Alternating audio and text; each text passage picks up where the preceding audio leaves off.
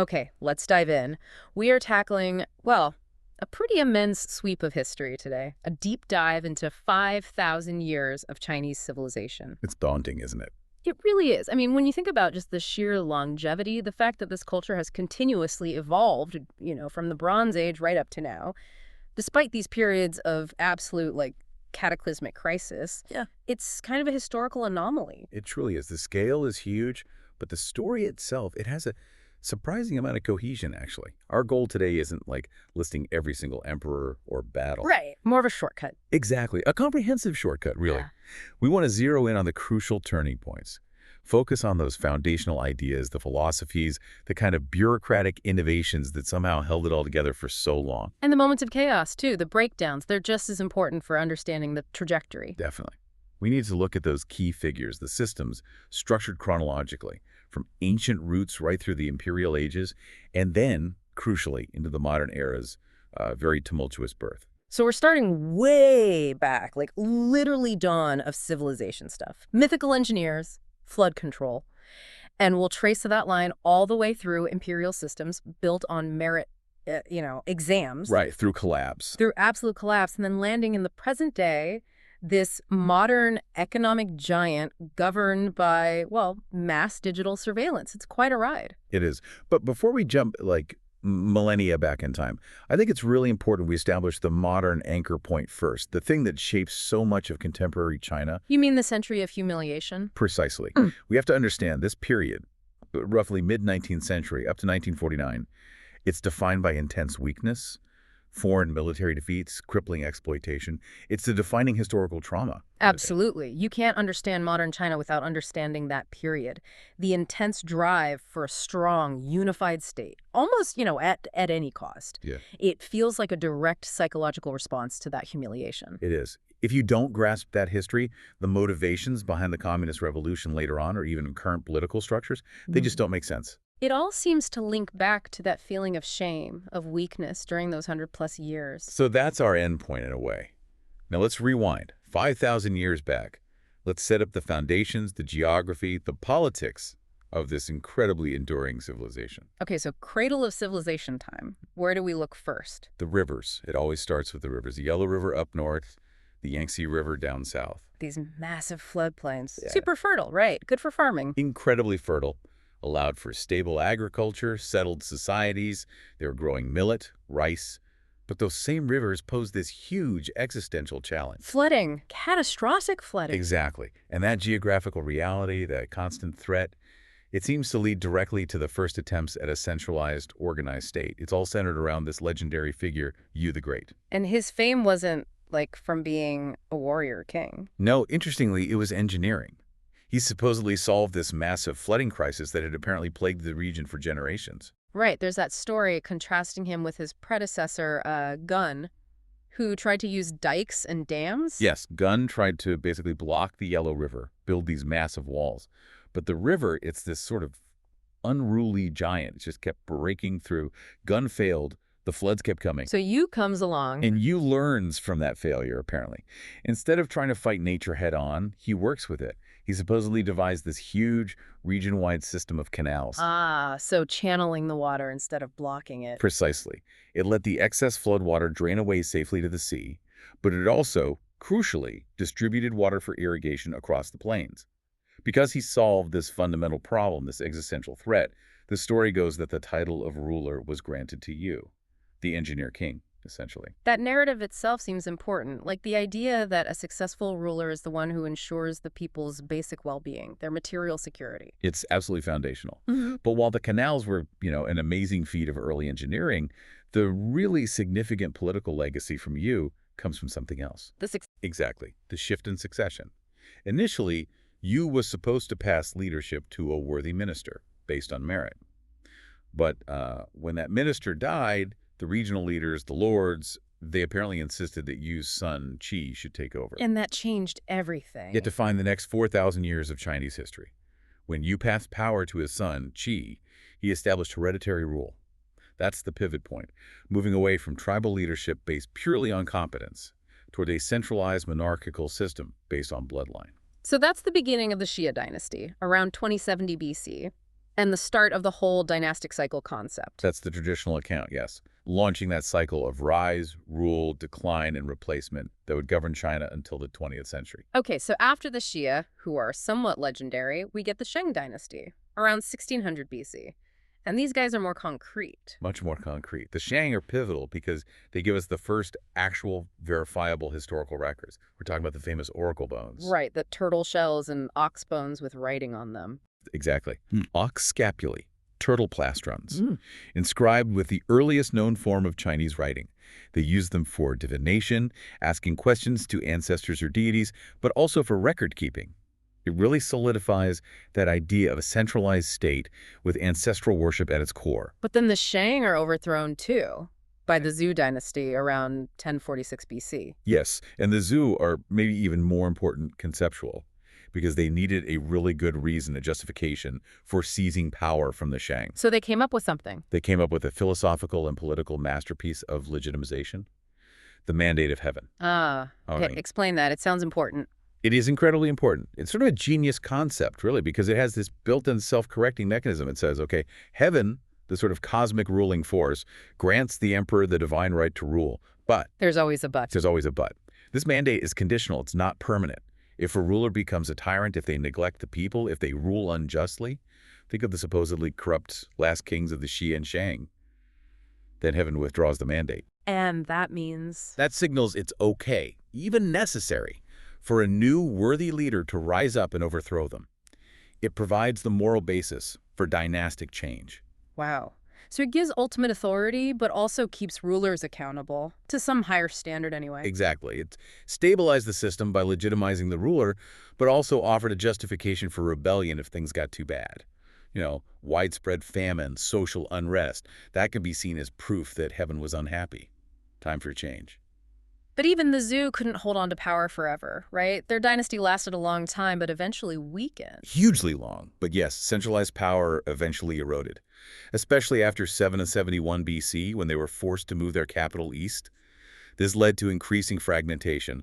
First the spring and autumn period, then the really chaotic warring states period. Centuries of just constant fighting. Brutal, constant warfare between these 7 major successor states, all vying to reunite China under their rule, claiming they now held a mandate. Sounds awful. But wasn't there also something positive that came out of this chaos? Surprisingly, yes. This period of intense conflict and instability spurred probably the most important intellectual flowering in all of Chinese history. The famous 100 schools of thought. Okay, like Confucianism. Exactly. This was the crucible where those foundational philosophies emerged, each offering a different blueprint for how to restore order. You get Confucianism with its emphasis on morality, social hierarchy, filial piety, proper ritual. Taoism too. Taoism, focusing on harmony with nature, the Tao, sort of non-action or effortless action. And then the really hard-nosed one, legalism. Legalism sounds strict. Extremely. It demanded absolute adherence to codified law, harsh punishments, and state power above all else. Brutally pragmatic. And things like Sun Tzu's Art of War came out of this period, too. Precisely. The practical side of all this chaos. Survival depended on military genius, political maneuvering, spies, logistics. So you see this explosion in strategic thinking. It's all about how to manage populations, resources, and ultimately how to win these endless wars. Necessity really was the mother of invention here. Okay, so after centuries of this brutal warring states period, the bloodshed finally ends. Decisively, and maybe just as brutally. Right. This is where Qin Shi Huang comes in, the first emperor. Exactly. The leader of the state of Qin, he conquers all the other states, and in 221 BC declares himself Qin Shi Huangdi. It's a short dynasty. The Qin only lasts about 15 years. But wow, profoundly impactful. It basically sets the template for the imperial structure for the next 2,000 years. What was his main focus? Just control? Unified control. Obsessed with it. He didn't just conquer the land. He imposed this radical standardization across the board. Okay, get this. He unified the axle widths of carts. Sounds minor, right? But it meant all carts could travel on the same roads, improving transport and communication massively. He unified weights and measures, currency. And the writing system. That seems incredibly important. Absolutely crucial. He took all of the diverse regional scripts and unified them into a single, common written language. You could argue that's the single biggest reason Chinese civilization maintained its continuity. It allowed officials, scholars, anyone literate across vast territories to communicate effectively on paper, even if their spoken dialects were different. What was the philosophy driving all this? Was it Confucianism? Oh no, definitely not. The Qin ran on pure, unadulterated legalism, enforced with an iron fist. So harsh laws, strong state. Very harsh laws, state authority above everything. It prioritized military strength and agriculture. Life for the average peasant was incredibly taxing. Absolute obedience to quotas, regulations. And wasn't there that collective punishment system too? Yes, the Lee's system. If one person in your designated little administrative unit, maybe 5 households, messed up or committed a crime, the entire group was punished. Wow, talk about peer pressure. It created this intense system of forced community vigilance, didn't it? And then there was the ideological control. Qin Shi Huang famously ordered the burning of books, especially non-legalist texts like Confucian classics. And buried scholars alive? Is that true? The traditional accounts say so. Buried dissenting scholars alive. Whether it was quite that literal or not, the message was clear. Total ideological conformity was demanded. But that administrative harshness, that ability to mobilize the entire population, it allowed for these unbelievable monumental projects, built often using mass labor, including convicts and possibly slaves. Like the Great Wall. The foundations of it, yes. Linking up pre-existing walls built by the earlier states into a more unified defensive line. And of course, his tomb, his incredible mausoleum complex. Guarded by the Terracotta Army. Guarded by the Terracotta Army. The scale is just mind-boggling. Estimates around 700,000 workers involved in building the tomb complex over decades. And the soldiers themselves, they're not just identical statues, are they? That's what's so amazing. Thousands have been unearthed. And while they clearly use molds for bodies and limbs, showing incredible mastery of mass production. Like an assembly line. Exactly like an assembly line. Yeah. But each warrior seems to have unique facial features, hairstyles, expressions. It's this blend of standardization and individual detail. And the quality of their equipment. Still sharp, apparently. So some of it, yeah. The bronze swords, crossbow bolts found in the pits, yeah. Incredibly precise. Some were even chrome-plated, an astonishingly advanced technique for the time, which helped prevent rust. It just screams Qin focus, standardized, perfect, mass-produce, weapons administration control. Yet, for all that power and control, the emperor himself seems quite human. Maybe even deeply paranoid. Oh, absolutely. He became obsessed with death, terrified of it. He desperately wanted immortality. Is that where the stories of sending ships out to find magical islands come from? Yes. The most famous is the expedition led by Xu Fu. He supposedly took thousands, some sources say 3,000 virgin boys and girls, along with craftsmen and supplies, on a fleet of ships out into the Pacific. To find the elixir of life. To find Penglai, the mythical island paradise where immortals lived, and bring back the elixir of immortality. They never returned, of course. Just imagine this immense waste of resources and young lives, all driven by one man's fear of dying. So the Qin dynasty, all that intensity, it burned out fast. Very fast. Too harsh, too much pressure. It collapsed quickly after Qin Shi Huang's death.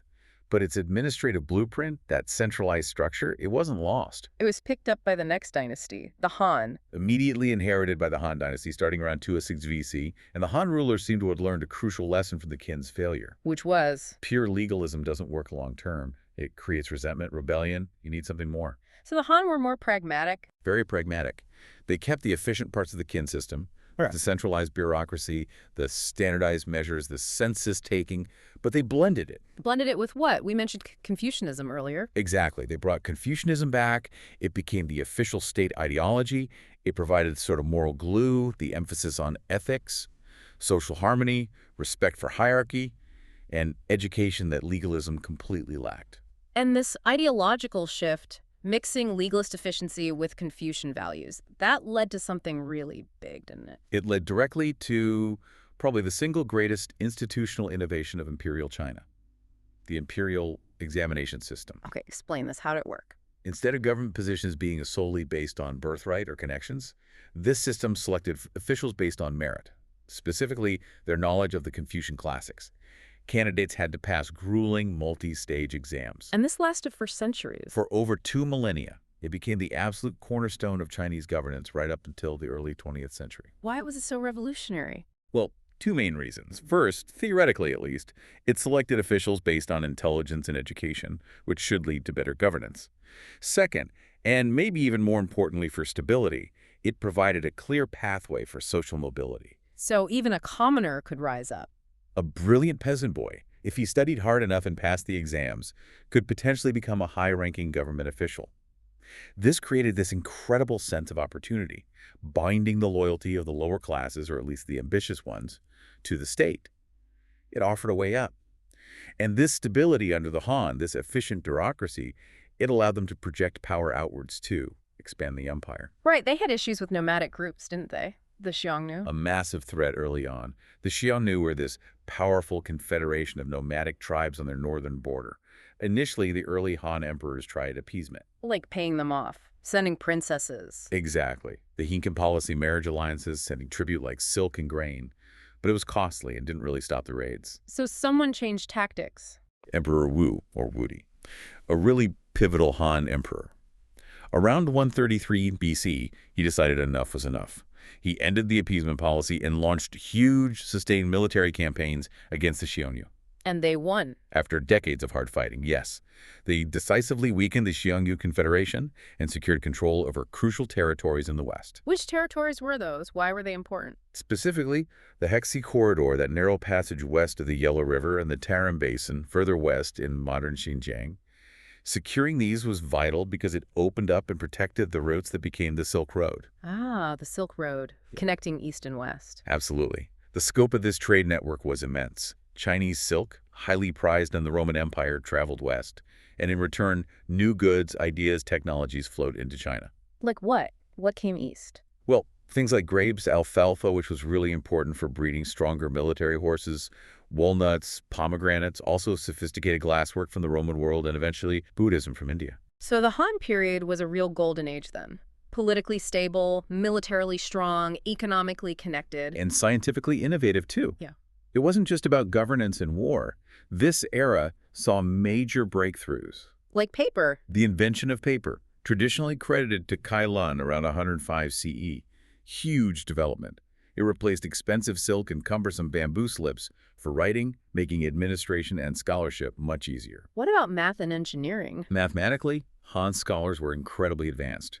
They were solving systems of linear equations using methods very similar to what we now call Gaussian elimination. They were calculating square roots, cube roots, and it achieved remarkably accurate approximations for pi. And engineering. Anything cool there? Lots of mechanical innovations. We have archaeological and textual evidence for things like water wheels being used to power trip hammers, probably for hulling grain or forging iron. Sophisticated winnowing machines operated by crank handles to separate grain from chaff. Efficient agriculture was key. Always. And one fascinating detail comes purely from archaeology. Finds of actual measuring tools. Like rulers. More sophisticated than that, sliding metal calipers, like really precise measuring instruments, sometimes even inscribed with the exact date of manufacture, down to the day and year. Wow. So they had standardized precision tools for crafts and maybe industry? It certainly looks that way, a sign of quite complex manufacturing processes. But here's the interesting bit. These calipers, these practical tools of engineering, they're almost completely ignored in the highbrow literary sources written by the Confucian scholar officials. Ah, that brings up an interesting social dynamic, doesn't it? The scholars running the state versus the practical guys, the engineers, the merchants. Exactly. There was often this Confucian disdain for commerce, and even for certain types of practical craft. The scholar officials saw themselves at the top, farmers as the productive base, artisans next, and merchants. Merchants were seen as sort of parasitic. Really? But weren't merchants often really wealthy? That's the contradiction. Legally, the state tried to suppress the merchant class. Under Emperor Wu, for instance, registered merchants were forced to wear distinctive white clothing, they paid much higher taxes, and crucially, they were banned from owning land. Why ban them from owning land? To prevent them from gaining too much social status and political influence. Land ownership was the traditional basis of power and prestige for the gentry class. The idea was to keep merchants purely in the realm of commerce, seen as less respectable. Did it work? Not really. That's what's so striking. Despite the legal restrictions, many merchants, especially the big industrialists dealing in salt, iron, or large-scale trade, became incredibly wealthy. Often far wealthier and more powerful economically than the officials who supposedly governed them. How did they get around the land ban? They were clever. They often avoided official registration as merchants altogether. They'd invested land secretly, using agents or family members as proxies. Or they'd marry their daughters into the scholar gentry families, buying social acceptance and protection through those ties. So, even back in the powerful Han Dynasty, the centralized state couldn't fully control where the money and real economic power went internally. It really struggled. It shows this recurring tension, doesn't it? The state could command political loyalty, run a huge bureaucracy, wage wars, but controlling the flow of capital, stopping powerful economic actors from finding loopholes, that proved much harder. It's a theme that will echo centuries later, with disastrous consequences. Okay, so that long, long arc of imperial history, built on those pillars of centralization, bureaucracy, the exam system, it held for centuries with ups and downs, but eventually it really buckled. Buckled and then broke, dramatically. We need to fast forward now, quite a leap, to the decline of the final imperial dynasty, the Qing. They were Manchu rulers, not Han Chinese, who took power in the 17th century. And their decline leads us into that period we mentioned at the start. Exactly, the Century of Humiliation, roughly from the mid-19th century up to the founding of the PRC in 1949. This is a period defined by just cascading weakness, foreign interference, and exploitation. Why was the Qing state so weak by this point? Internal decay. Partly internal decay, yes. Inefficient administration, corruption, population pressure. But crucially, they just couldn't modernize fast enough to deal with the rapidly industrializing, aggressive Western powers, and later, Japan. Which led to military defeats. A relentless series of them. It's a grim list. The first Opium War against Britain, then the second Opium War involving Britain and France, the Sino-French War, and then the really shocking defeat in the First Sino-Japanese War in 1894-95. Losing to Japan must have been a huge blow. A massive psychological blow. And each defeat came with another crippling, unequal treaty. What did those treaties do? They forced China to give up territory, like Hong Kong to Britain, later Taiwan to Japan.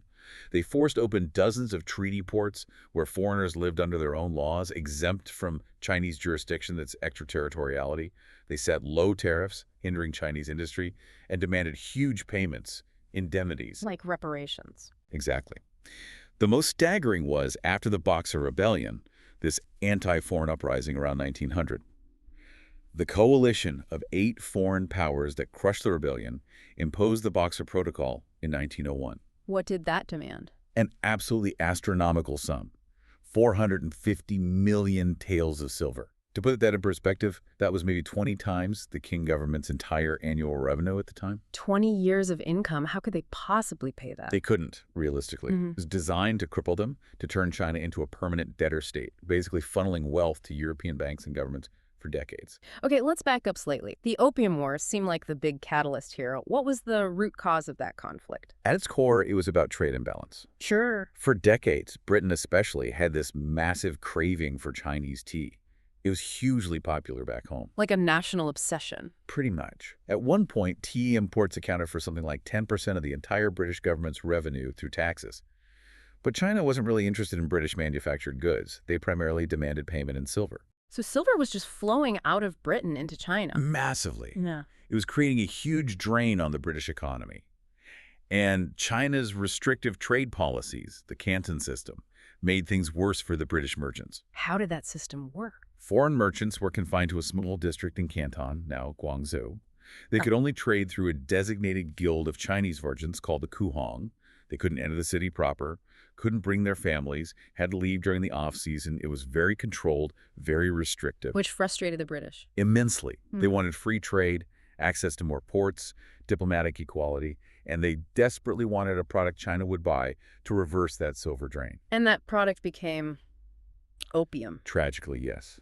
Grown mostly in British India, smuggled into China against Qing law, it fixed Britain's trade deficit problem beautifully. Suddenly, silver started flowing out of China to pay for the opium. But it created a massive internal problem for China. A catastrophe. Economically, it bled the country of silver, destabilizing the currency. Socially, it led to widespread addiction. By the late 19th century, estimates suggest there were maybe 19 million opium smokers in China. It debilitated the population, weakened the military, corrupted officials. So the Qing government tried to stop it. They did. In 1839, Emperor Huang appointed a high commissioner, Lin Zexu, to stamp out the trade in Canton. Ling was determined. He blockaded the foreign merchants, demanded they hand over their opium stocks. And they did. Eventually, yes. He famously seized and destroyed about 2.4 million pounds of raw opium, poured it into trenches, mixed it with lime and salt, flushed it into the sea. He even wrote these quite poignant letters to Queen Victoria, appealing to her conscience to stop the immoral trade. How did Britain respond? With warships. The destruction of the opium, which was valuable British property, gave them the pretext they wanted. They sent a naval expedition, easily defeated the outdated Qing forces, and started the First Opium War. Which China lost badly. Decisively. The Treaty of Nanking in 1842 forced China to pay indemnities, opened 5 treaty ports, and cede Hong Kong Island to Britain in perpetuity. But that wasn't the end of it. There was a second Opium War. Yes, sometimes called the Arrow War, from 1856 to 1860. This time, Britain and France teamed up. What was the excuse this time? A couple things. A dispute over a ship called the Arrow flying a British flag. But, more significantly for the French, the execution in the interior of a French missionary, Father Auguste Chapdelaine. He'd apparently been operating illegally, was arrested, tortured, and died in custody. So they used that as a casus belli. Yes. The Anglo-French forces captured Canton, then sailed north and marched on Beijing. And this is where one of the most infamous acts of the period happened. The destruction of the Summer Palace. The looting and burning of the old Summer Palace, the Yuanming one. This wasn't the Forbidden City. It was a vast, stunning complex of palaces, gardens, lakes, filled with irreplaceable art treasures, libraries. The British High Commissioner, Lord Elgin, ordered its complete destruction as retaliation, an act of cultural vandalism on a staggering scale. And the outcome of this war. Even harsher terms. The Treaty of Tiananmen and later the Convention of Peking in 1860 opened more ports, allowed foreign legations in Beijing, permitted missionary activity deep into the interior, and, crucially, forced China to fully legalize the opium trade. They actually legalized it. Yes, the very thing they'd fought 2 wars to prevent. Now it was legal, regulated, and taxed, ensuring the continued economic drain and social devastation, all benefiting foreign powers. And while all this was happening with the foreigners, the king were facing an even bigger threat internally. Something worse than the Opium Wars. In terms of death toll and sheer scale, yes. The Taiping Rebellion, which raged from 1850 to 1864. What was that about? It wasn't just a peasant uprising. It was this massive, religiously fueled civil war, led by a man named Huang. Who was he? He was fascinating. A failed scholar from the Hakka minority. He had these religious visions after failing the imperial exams multiple times. He can't believe he was the younger brother of Jesus Christ. Wow, okay. Sent to Earth to rid China of demons. And for him, the demons were the Manchu king rulers, but also Confucianism, traditional idols. So he mixed Christian ideas with anti-government sentiment. A very potent, volatile mix. He gathered followers, preached the creation of the Taiping Tianguo, the heavenly kingdom of great peace. They swept across southern China, captured the major city of Nanjing, made it their capital. What was their rule like? Very radical for the time. Strict moral code. They banned opium, gambling, alcohol, even tobacco. They had communal treasuries, land redistribution plans, and quite radical ideas about gender. At least initially, women served in the army could take exams, though later became more segregated. How big was this rebellion? Absolutely enormous. At its height, the Taiping controlled a huge area, maybe threatened the dynasty itself. And the fighting was incredibly savage on both sides. But the death toll? It's almost unbelievable. Many died. Estimates vary wildly, but most historians agree it was at least 20 million people. Maybe 30 million or even more. 20 to 30 million. How? Mostly not from direct combat, actually, but from the famine, the plague, the widespread chaos and destruction that followed the armies as they fought over and devastated the most populated regions of China for over a decade. It's easily one of the bloodiest civil wars in all of human history. How did the king finally put it down? Ironically, they had to rely on new armies raised not by the central Manchu government, but by regional Han Chinese scholar officials like Zhang Guofan. These officials used more modern methods, Western weapons sometimes. So the king survived, but had to decentralize power. Exactly. They survived the Taiping, but it fatally weakened the central government's authority and military control. Power shifted to these regional strongmen and their armies. The old system was crumbling from within. And then came maybe the final nail in the coffin for the traditional imperial system's legitimacy, something that seemed like reform but had disastrous consequences. What was that? The abolition of the imperial examination system in 1905. They got rid of the exams after 2,000 years. Why? By the early 20th century, many reformers, even within the government, saw the exam system as obsolete. They blamed it for China's weakness. How so? They argued it focused too much on memorizing ancient Confucian classics and writing in this highly stylized, rigid format called the eight-legged essay. It wasn't producing officials with the modern knowledge needed: science, engineering, international law, modern military strategy. They thought it was holding China back from modernizing. Precisely. They saw it as the reason China kept losing to the West and Japan. So in a push for modernization, they abolished it entirely, replaced it with a plan for a modern school system based on Western models. Sounds logical in a way. What was the disastrous consequence? It completely destroyed the main channel for social mobility that had existed for centuries. The exams, for all their flaws, were theoretically open to almost anyone. The new modern schools, they were expensive, concentrated in cities. So only the rich could afford them. Pretty much. It immediately favored the children of the existing elites, officials, landlords, merchants. The ladder for talented commoners to rise up was essentially kicked away overnight. That must have caused huge resentment. Massive resentment. But it also did something else. It alienated the entire class of traditional scholars whose whole identity and career path was based on the Confucian classics tested in the exams. By abolishing the exams, the Qing government basically disenfranchised the very group that had upheld the state's legitimacy for centuries. They lost their most loyal supporters. And they destroyed the meritocratic principle, however flawed it was in practice, that underpinned the whole system. When that core principle of loyalty tied to meritocratic advancement died, the dynasty's mandate of heaven, its very right to rule, effectively evaporated. The collapse was now inevitable. So with the exam system gone, the traditional social glue dissolved, and the king having lost all credibility through military defeats and internal rebellions, the whole imperial structure just collapsed. This is the 1911 revolution. Exactly, the Jinhai Revolution. The last emperor abdicated, and the Republic of China, the ROC, was declared. Initially led, at least symbolically, by Sun Yat-sen, a longtime revolutionary leader. The Republic, finally modernization. Well, the dream was there, but the reality was chaos. The foundations for a stable, unified republic which didn't exist yet. Central authority vanished almost immediately after the death of Yuan Shikai, a powerful military figure who'd briefly held things together. What happened then? China completely fragmented. It descended into the horrifying warlord era, roughly 1916 to 1928, though warlordism persisted in pockets much longer. What does that mean, warlord era? It means the country broke apart into shifting regions, each controlled by a powerful military commander, a warlord with his own private army. They fought constantly amongst themselves for territory and power. Devastating civil wars, immense suffering for ordinary people. The unity Qin Huang had imposed 2 millennia earlier seemed utterly shattered. Just complete breakdown. Complete breakdown. But this chaos also became fertile ground for new, radical political ideas and movements. Like what? The most significant early one was the May 4th movement in 1919. What sparked that? It was triggered by the Treaty of Versailles, ending World War I. China had technically been on the Allied side, hoping to regain territories Germany had held in China. Instead, the treaty awarded those territories to Japan. Wow, that must have felt like a huge betrayal. A massive betrayal. It ignited these huge patriotic student protests in Beijing, which quickly spread across the country. It wasn't just anti-Japanese, it was anti-imperialist, anti-warlord, and it called for a fundamental rethinking of Chinese culture and politics. Mr. Science and Mr. Democracy became rallying cries. So this fueled nationalism and new political parties. Tremendously. It turbocharged Chinese nationalism, and it directly contributed to the rise of the two political parties that would dominate the next few decades.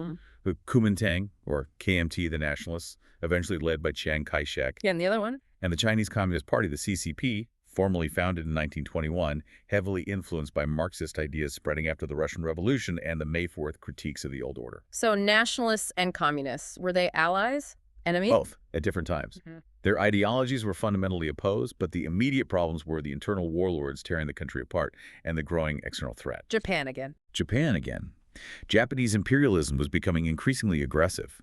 They invaded and occupied Manchuria in northeast China in 1931-32, setting up a puppet state. So the KMT and CCP had a common enemy. Exactly.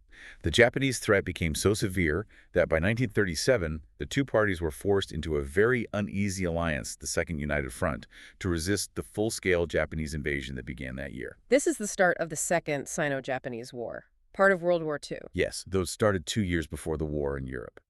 And this war was unbelievably brutal for China. lasted 8 long years, until Japan's surrender in 1945. What kind of brutality are we talking? Japanese military conduct was characterized by extreme violence against civilians. The most infamous example, though far from the only one, is the Nanjing Massacre in late 1937, often called the Rape of Nanking. What happened there? After capturing the then capital city of Nanjing, Japanese troops went on a weeks-long rampage of mass murder, systematic rape, looting, and arson. Estimates of civilians killed range from tens of thousands to upwards of 300,000. And there were those killing contests. Yes, horrific accounts, even reported somewhat boastfully in the Japanese press at the time, of officers competing to see who could behead 100 people first with a sword. It underscores the sheer barbarity. Millions upon millions of Chinese died during the war, directly or indirectly. It left incredibly deep scars on the national psyche. So Japan surrenders in 1945. Does China finally get peace? No.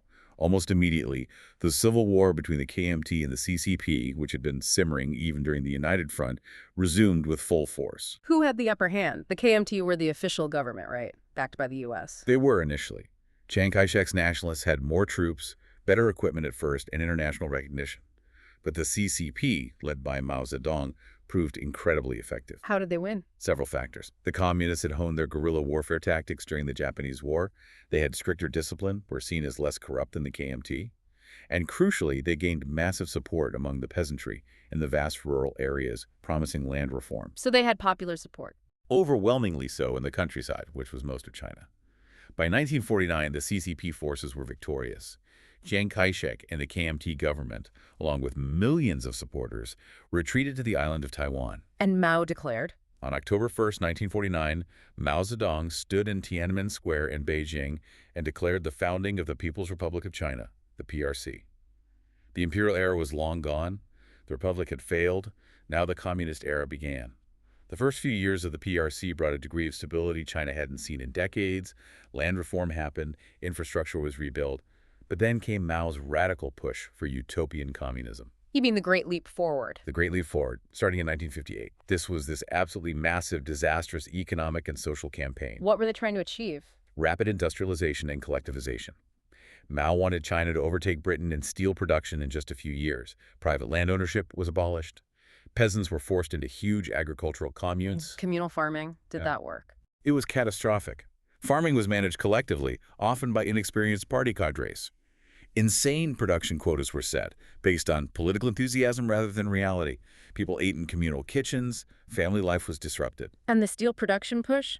The backyard furnaces. Ah, the infamous backyard steel furnaces. Peasants everywhere were ordered to build small furnaces in their villages, even their backyards, and melt down scrap metal to produce steel. What did they melt down? Everything. Pots, pans, tools, farming implements, even door handles. They cut down forests for fuel. And the steel they produced was mostly useless, low-quality pig iron. It destroyed valuable resources instead of creating wealth. So agricultural failure and industrial failure. Combined with bad weather, yes. Local officials, terrified of admitting failure, often exaggerated harvests, leading the state to take too much grain from already starving peasants. The result was one of the worst famines in human history. How many people died? We mentioned the Taiping death toll earlier. The Great Leap Forward famine is comparable, possibly worse in terms of speed and scale. Solid estimates suggest somewhere between 30 and 45 million excess deaths from starvation and related diseases between roughly 1959 and 1962. A man-made catastrophe of almost unimaginable proportions. Unbelievable. The state fundamentally broken again. Utterly broken. Mao's prestige took a huge hit, though he later launched the Cultural Revolution to regain power.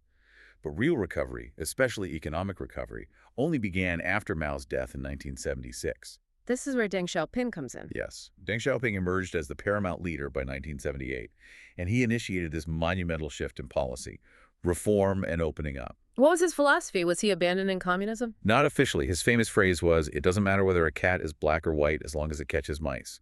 Pragmatism over ideology. He wanted results, economic growth. So what did he change? He systematically dismantled the disastrous communes, introduced the household responsibility system, basically allowing families to farm their own plots of land again and keep or sell the surplus. Huge boost to agriculture. And industry opening up. Yes, he established special economic zones, SEZs, along the coast, like Shenzhen near Hong Kong. These zones offered low taxes, fewer regulations, to attract foreign investment and technology. China pivoted to become this massive export-led manufacturing powerhouse. And he called this socialism with Chinese characteristics. Exactly. A hybrid system. Still Communist Party rule, state-owned enterprises in key sectors, but allowing market forces, private enterprise, foreign investment, and others. And it worked, economically. The results were staggering. Decades of double-digit GDP growth, hundreds of millions of people lifted out of absolute poverty. Yeah. It was arguably the most dramatic economic transformation in world history, and it restored a lot of the CCP's legitimacy in the eyes of the population. Prosperity in exchange for political acquiescence. But the political side didn't open up. No. That became crystal clear in 1989. Tiananmen Square. Tiananmen Square. Student-led demonstrations started, initially mourning the death of a reform-minded official, Xiaoping. But they grew into these huge, weeks-long protests in Tiananmen Square and other cities demanding democratic reforms, an end to corruption, greater political freedom. How did the government respond? After internal debate, the hardliners won out. They declared martial law in Beijing, and on the night of June 3rd and morning of June 4th, they sent in the People's Liberation Army with tanks and automatic weapons. And they fired on the protesters? They opened fire on unarmed civilians, both in the square and on the streets leading to it. Tanks crushed barricades, and tragically, some people. The exact death toll is unknown, likely hundreds, possibly thousands. It was followed by a massive crackdown, arrests, and complete censorship of the event within China that persists to this day. The message was clear. Unmistakable. Economic reform, yes. Political challenge to the CCP's absolute rule, absolutely not. Which brings us more or less to the present day, the era of Xi Jinping. Who has consolidated power significantly, right? Immensely. Through widespread anti-corruption campaigns that conveniently removed many rivals, he centralized power to a degree not seen since Mao. Most famously, he orchestrated the removal of presidential term limits in 2018, allowing him to potentially rule for life. And his governance style, focus on control. Very much so. Leveraging technology for unprecedented levels of monitoring and control. You mentioned the surveillance cameras earlier. Yeah, estimates like 700 million cameras. One for every two people. Something like that. It creates this pervasive, potentially omnipresent state surveillance apparatus. And that ties into the social credit system. Exactly. The social credit system is like the 21st century evolution of state control, building on those ancient legalist ideas, maybe. It's this complex, still evolving system that uses big data and algorithms to score the trustworthiness and political reliability of citizens and businesses. Based on what? Financial history, criminal record. Those, yes, but also much more. Social behavior, online activity, compliance with regulations, perceived loyalty to the party and its ideals. And what happens if you get a low score? There can be real-world consequences. Being blacklisted, potentially barred from buying high-speed train or plane tickets, accessing certain jobs or loans, getting your kids into good schools. It's designed to nudge or compel the entire population towards behavior the state deems desirable, keeping everyone strictly aligned with the centralized authorities' demands. #tag outro. Wow. Okay, we have covered an unbelievable amount of ground. From you, the great controlling floods with canals. Right up to the modern state trying to control behavior with algorithms. It really feels like this powerful historical narrative, starting with that fundamental reliance on a centralized state, managing physical resources, water, land, and maybe culminating now in a centralized state, trying to manage information, data, social trust itself. I think that's a great way to put it. And the central insight, maybe, despite all the dynastic cycles, the rises and falls, the periods of terrible crisis, is that the incredible continuity of Chinese civilization, when it worked, seemed to rest on those specific pillars we discussed. Centralization, the bureaucracy, the meritocracy via exams, the Confucian values. Exactly. And the profound fragmentation and trauma of the last century and a half, the Century of Humiliation, happened precisely when the king state allowed all those pillars to crumble at the same time.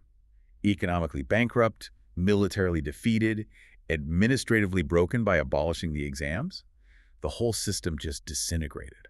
So for someone learning about this history, maybe the most profound takeaway is just how long that system, especially the imperial exam system, actually provided stability. I think so. For all its eventual flaws, for 2,000 years, it was this institutionalized genius. It kept the state running, it provided that crucial social mobility, and it constantly drew the most talented people into service for the state, ensuring their loyalty. When that died, The empire died. And that brings us back to that fascinating point you made about the Han Dynasty and the merchants. Right, the state trying so hard to control wealth and influence, forcing merchants to wear white, banning them from owning land. But it didn't really work. They found ways around it. Proxies, marriage alliances. The state couldn't fully track or constrain that private economic power. The imperial state, for all its might, never truly managed to control the internal distribution of wealth and power. They could tax, they could conscript, but tracking and controlling capital flowing outside official channels. Very difficult. Okay, so here's the final provocative thought for our listeners then. Given everything we've discussed about the modern Chinese state, the immense technological tools for control, The pervasive surveillance, the digital tracking, the algorithmic social credit system. does this digital architecture, this potentially unblinking, uncircumventable system of monitoring and scoring, does it finally give the centralized state the means to succeed where 4,000 years of imperial predecessors failed? Can it actually control the internal distribution of wealth, influence, and power in a way the Han, the Song, the Ming, the Qing never truly could? It's that ancient struggle, isn't it? Yeah. Centralized state power versus individual or group economic agency, now playing out on a digital battlefield. It's something to really think about.